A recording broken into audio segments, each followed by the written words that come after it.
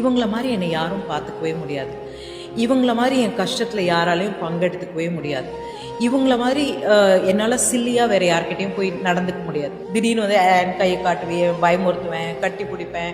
நான் பண்ணுற சின்ன சின்ன விளையாட்டுக்களையோ ஜோக்குகளையோ ஒரு சீரியஸாக எடுத்துக்காமல் என் கூட ஜாலியாக சேர்ந்து இருக்கக்கூடிய ஒரு கணவராக இருந்தால் எனக்கு வாழ்க்கை நல்லாயிருக்கும் அப்படின்ற மாதிரி ஒரு தாட் ப்ராசஸ்.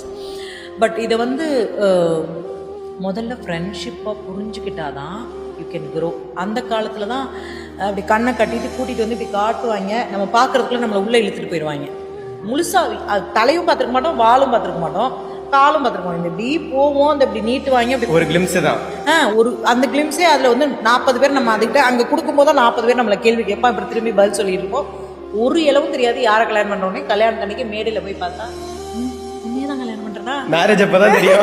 தாலி கட்டும்போது திரும்பி பார்க்கும்போது தான் தெரியும். அது வரைக்கும் பார்த்துருக்கவே மாட்டோம். ஆல்மோஸ்ட் 99%.